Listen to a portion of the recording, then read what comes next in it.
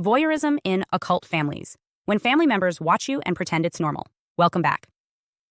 I'm Adeline Atlas, 11-time published author, and this is Occult Bloodlines, Families of Ritual Power. Today's video explores a form of violation that many survivors experience but rarely name: voyeurism inside the family unit, especially when the watcher is a blood relative. In occult family systems, this isn't just a creepy behavior. It can be ritualistic, predatory, and psychologically destructive. Let's begin with clarity. Voyeurism is the act of watching someone without their knowledge or consent, often while they're undressed, in the bathroom, engaged in sexual activity, or in any situation assumed to be private. The observer derives some kind of gratification, sexual, emotional, psychological, or spiritual, from the act of watching without being seen. The core element is that you did not consent, and they did not have your trust or permission. In legal and clinical settings, voyeurism is categorized as a sexual offense when it includes arousal or secret recording. But in ritual family systems, the intention is often not purely sexual. It's energetic. They watch because the act itself enforces control. There are two primary types of voyeurism we need to name clearly. The first is in-person voyeurism, when someone is physically present, hiding or lurking where they can see you in private moments.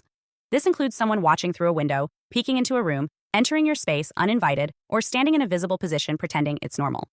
The second is digital voyeurism, where a person watches you via devices, hidden cameras, hacked security systems, smart home assistants, or compromised webcams. In both cases, the defining feature is that the person being observed does not know it's happening, or has explicitly asked the watcher not to be present, and they come anyway. Now we need to define two more terms used in surveillance culture: covert and overt observation. Covert surveillance means the watcher is hiding what they're doing. You don't know you're being watched. They may use hidden cameras, recorders, or claim they weren't there when they were. Overt surveillance, on the other hand, happens when the watcher wants you to see them, or at least suspects you will. But they normalize it. They excuse it. They use guilt, manipulation, or spiritual authority to justify why they're there. In occult families, surveillance often moves from covert to overt over time, because once the victim stops resisting, the watcher no longer has to hide. Let me tell you how this showed up in my life. There was one moment that defined everything. I was in my own home during an intimate moment with someone I trusted. We looked up toward a ground-level window, and there he was. My father, not walking past, not glancing accidentally, standing completely still, shoulders squared, facing the window, watching. There was no doubt he was there intentionally. He didn't turn away when we saw him. He didn't act surprised. In fact, he grinned, like it was amusing, like he had been standing there long enough to enjoy himself and didn't feel the need to hide it. That moment ended any illusion I had about whether his presence in my life was protective or predatory.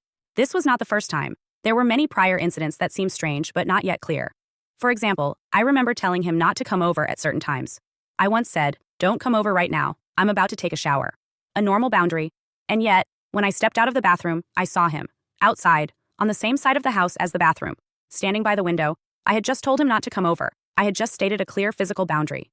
He came anyway, and positioned himself in a place he could watch. These weren't misunderstandings. This was grooming, surveillance disguised as coincidence. And I want to be very clear about something. This wasn't about sexuality in the traditional sense. It was about power. The act of watching, especially when you've been told not to, becomes a form of domination. It's about claiming your space, overriding your voice. Ritual families are experts at normalizing this behavior. They say things like, "I didn't realize. It's just a window. Don't be so dramatic. I'm your parent. I can stop by whenever." These are all forms of gaslighting designed to make you question your instincts. The truth is, if you feel watched, you probably are. And if someone consistently violates your physical privacy and stands there still, not startled, not apologetic, they know what they're doing. Voyeurism in ritual systems is about more than behavior. It is an energetic feeding mechanism.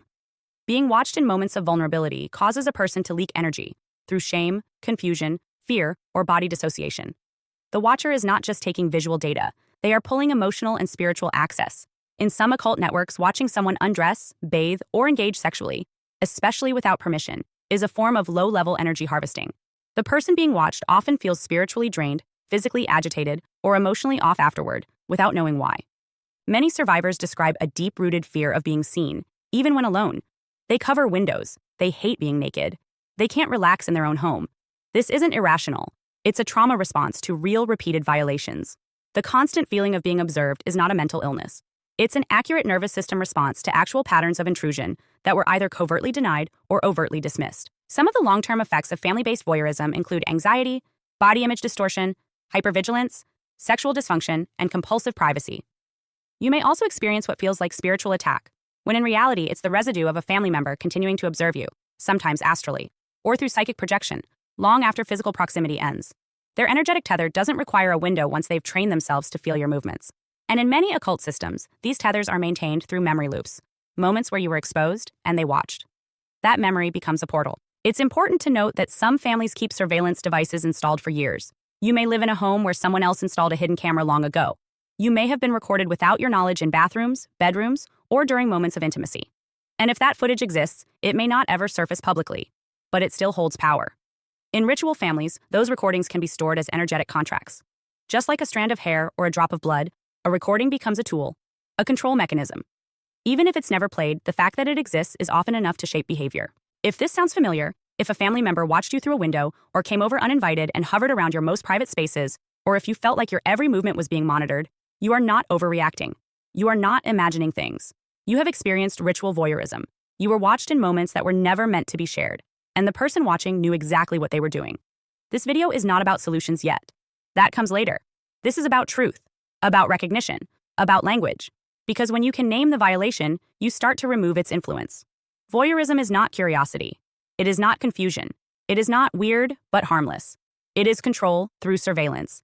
And in ritual families, it is one of the earliest forms of psychological training used to prepare the target for a life of energetic compliance. If you've been watched, you are being claimed. And that's the truth ritual families never want you to say out loud. Hi, I'm Adeline Atlas, 11 times published author, and what you just watched is part of my signature program, the Chosen One series inside School of Soul. This series is not just a course, it's a blueprint for those who know they were different from the start. The black sheep, the scapegoat, the truth teller, the cycle breaker. Inside, you'll discover the family roles playbook, the golden child, the scapegoat, the enabler, the lost child, and how to finally step out of the part you were cast in without consent. How the black sheep becomes the goat, turning rejection into radical transformation in leadership. How to break generational curses and rewrite ancestral contracts so the pain stops with you. And how to recognize and escape modern forms of spiritual and technological targeting, from gang stalking to synthetic synchronicity. This isn't just about survival. It's about awakening, about reclaiming your voice, your lineage, and your destiny as one of the chosen ones. Click the link below to access the full series now, because the role ends the moment you decide it does, and the real script begins with you.